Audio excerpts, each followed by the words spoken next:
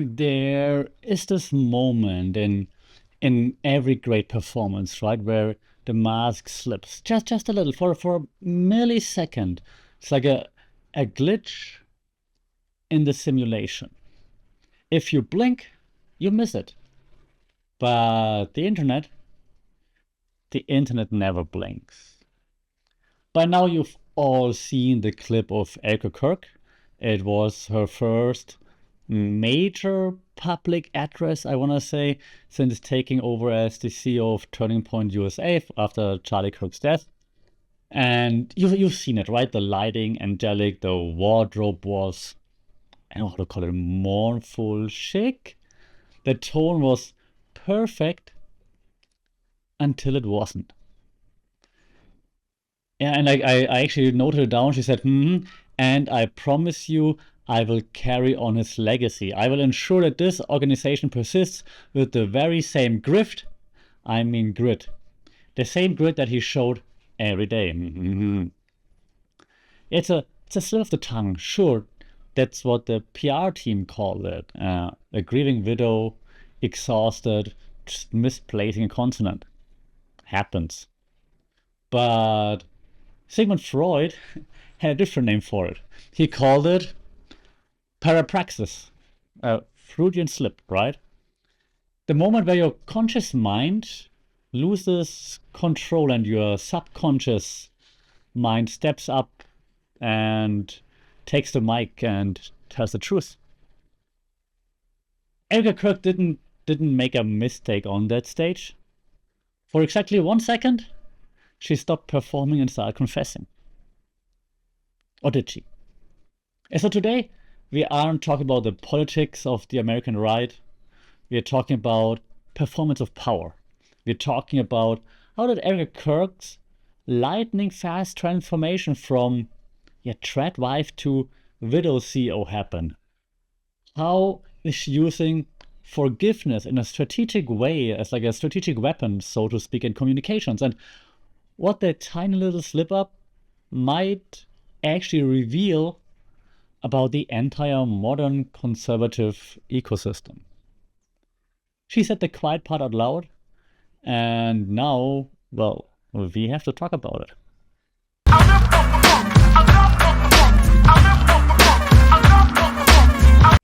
Saudi Club, and welcome to another episode here for the Funky Pod Mindful Media. Maybe not so mindful this time, and communication. And every time, and I'm not American, I'm not from the US, so I have probably less strong feelings about it all. But when I look at Erika Kirk, I'm getting a little bit of like and please don't cancel after hearing this. Let me explain. I'm getting a bit of like an Evita vibe. Like it feels like they're trying to use the Evita strategy, if you will. Okay. But what's really confusing in this regard is, I mean, by Evita, I mean like, Evita Perón, like the power of the grieving widow, right? But what's kind of weird to me is how quickly the narrative changed from Charlie is gone, grieving widow, to, yo, Erika's here. It happened almost overnight. Like, gone, here, let's go. And that leads me to something that I think they're trying to push right now. And that's actually not that much communication theory right now. And I always try to bring communication theory into this podcast. It's more like actually also psychology, maybe. So Carl Jung talked about it, right? Jung, Jung, however you pronounce it over there. Carl Jung pronounced his name correctly, and also talked about archetypes, right? So when we talk about archetypes, like I think that Erika Kirk right now is stepping into that saintly widow archetype, if you will. And the thing is, when it comes to communication, and in this case, you're talking about political communication, right? That saintly widow archetype is the perfect shield, if you will. Yeah, because how could you attack a grieving widow without looking like a monster? You can't.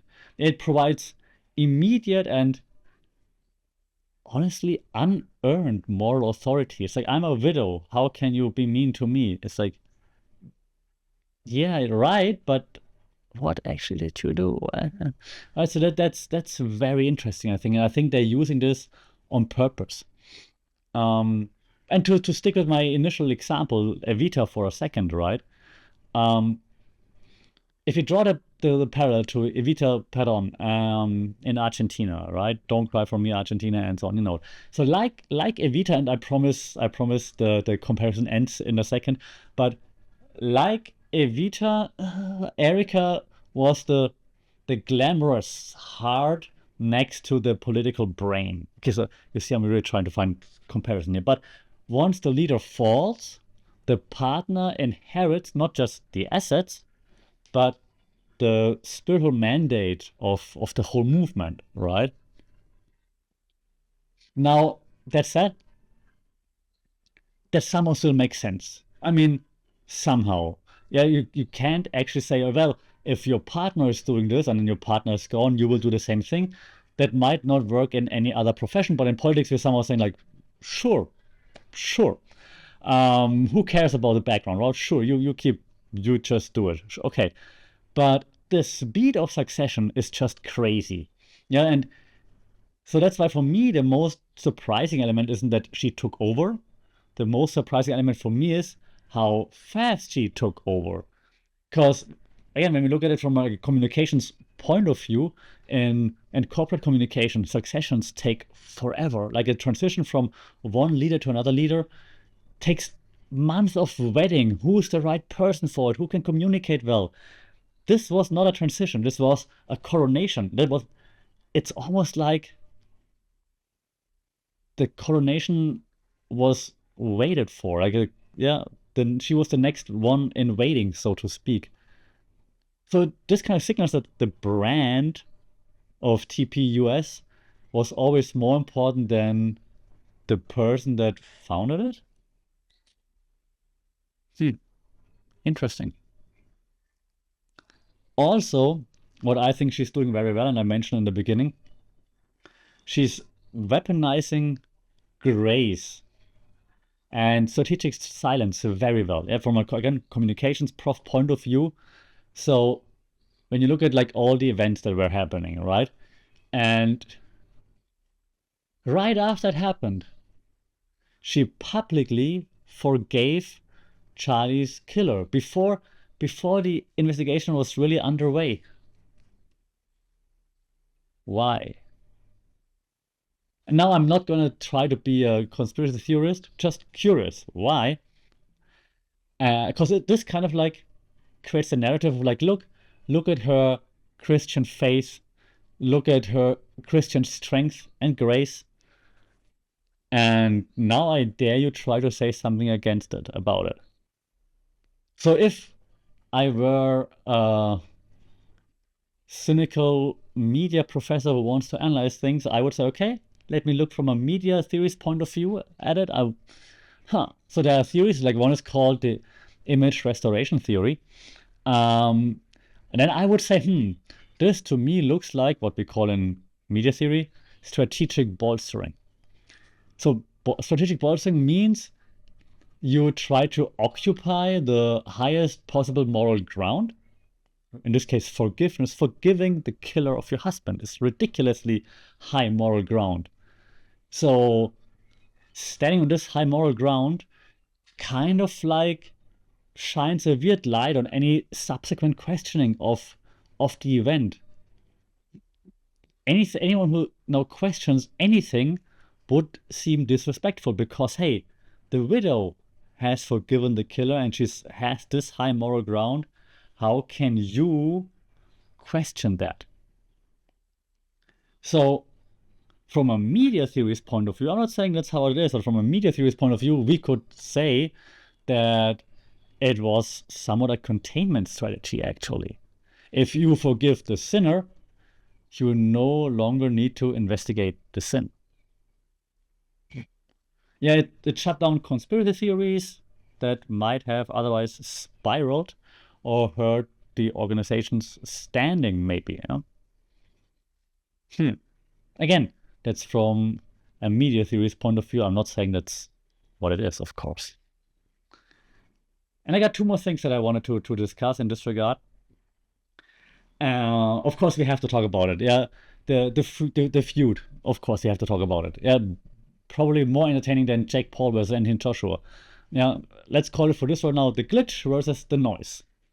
And by the noise, I mean Candace Owens. No offense. But why is Candace Owens not the only one attacking Erika Kirk, but maybe the most prolific name questioning her? There are a few others, of course. Secular Talk is doing it a lot, of course, as well. But I think probably Candace Owens might be the most prolific or well-known name, at least, that's doing that. And there's a theory again, right? And now we're coming back to our old faithful Marshall McLuhan, or Postman even, talk about media ecology, right? We talked about this many times on the podcast. So for this comparison, I'm gonna make a quick, try to use an example. I'm gonna say Erika Kirk represents old school media, television, if you will, okay? And Candace Owens represents new media, okay? The internet, if you will. So Erika is like always very cool, composed, highly produced, institutional, very safe for donors. You see her, you know what you get, yeah? There's no surprises, nothing.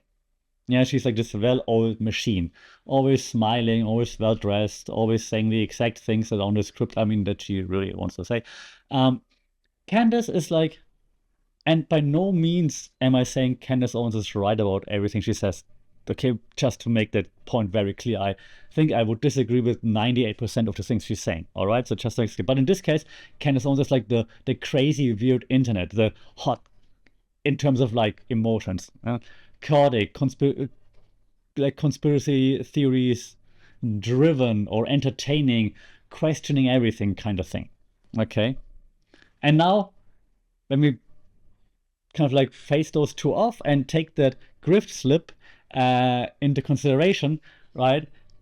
We can see that the Grift slip hurt Erika so much because it was a moment of internet chaos breaking through a composed facade that she usually has. It kind of like validated Candace Owens' entire worldview, or the people that are questioning Erika in this case. Okay, so again, just using Candace Owens as like the one of the more prolific people doing that.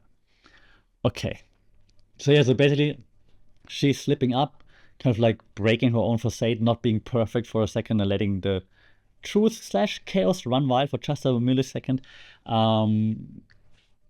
A, hurt her, B, validated all those people questioning what's really happening. And this brings me now to the end of the quick episode for today, which is that media ecosystem, right? And the political ecosystem as well. There must be some kind of subconscious that's at play, because we're taking it back to the Freudian slip, right? Because let's be honest, the organization isn't built on grit. It's built on the attention economy, the economics of attention. We talked about this many times on this pod as well.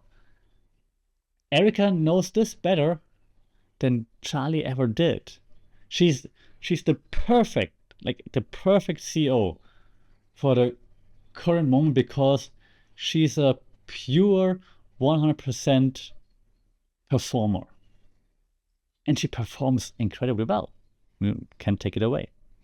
So this whole slip and everything that's happening right now, the slip was an error, and everything that she's doing is, of course, highly calculated. So that's why I think that slip was the only honest thing that she might have said since actually taking the throne. Now, of course, I'm curious, am I overanalyzing? I'm also publishing this podcast episode on Rumble. I can't wait for the comments there. For everybody else, who is not insulting me, leave your thoughts in the comments, either if you're watching this video or if you're listening to the podcast. You can leave comments there or reach me at funkitpod on all the socials. Don't forget to leave a sub, share this thing. It would be nice to reach a wider audience, even people who disagree, because I'm really curious to hear what you think about all those things. Until then, you know it. Stay safe. Take care. We talk soon. So, Erika.